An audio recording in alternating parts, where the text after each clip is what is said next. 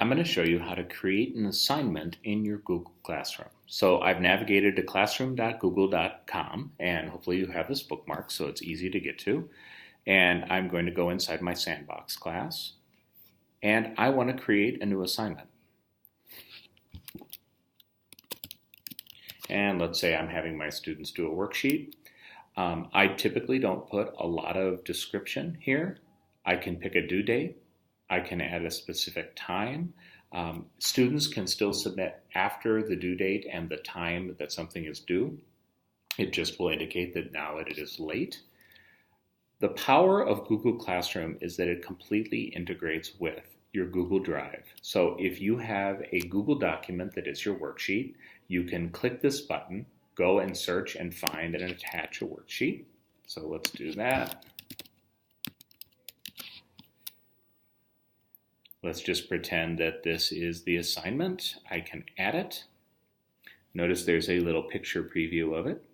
I could also attach a PDF or any sort of file actually from my computer. I could link the students to a YouTube video.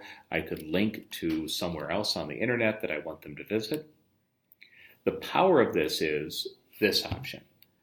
I can create it so that students can go to see this worksheet but can't do anything on it. I can have all 30 students in my class all edit the very same document at the same time. That might be a little crazy, but it is an option, and there are some times that could be very helpful. Let me give you an idea for one. Let's say you're doing class projects and the students need to sign up for a group. You could just create a Google document called World War II Project Sign Up and create a blank document, share it with all students, and then have the students all dive into that very same document and create their groups and create their topics and organize the document themselves. Kind of what we used to do up on the whiteboard now can be done here through Google Classroom. The thing that I like the most about Google Classroom is this power to make a copy for each student. What is going to happen is the student is going to automatically have a document created called digitize a worksheet hyphen and then their name.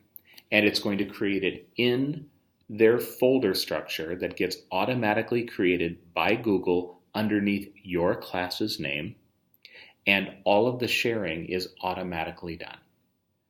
One of the reasons we want you to use Google Classroom is no more do students have to click the blue share button and remember to share the file with you. What this also means for you is that in a class of 30 kids, you do not get 30 emails saying, this kid shared this document with you. It is going to take care of all of that for you.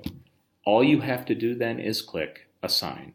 But just real quick, every time you start working on one, now it saves it as a draft. So if you get interrupted, you can always go back to your drafts and recover it.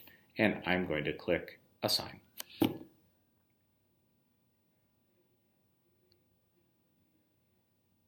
Students now have the assignment.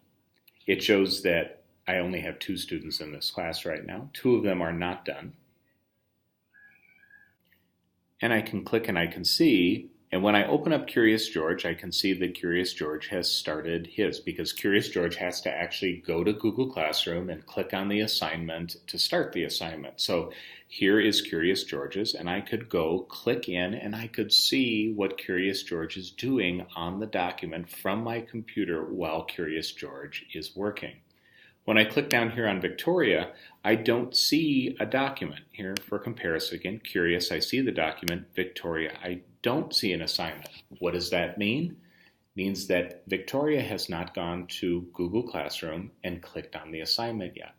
If I am looking out over my class and I see, I'm not sure that Victoria is on task, I could confirm that clicking and I could say, Victoria, you haven't even started the assignment yet.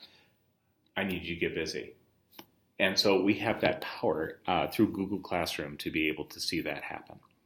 As students are done with an assignment, you have a choice. You could tell the students that you want them to submit the assignment.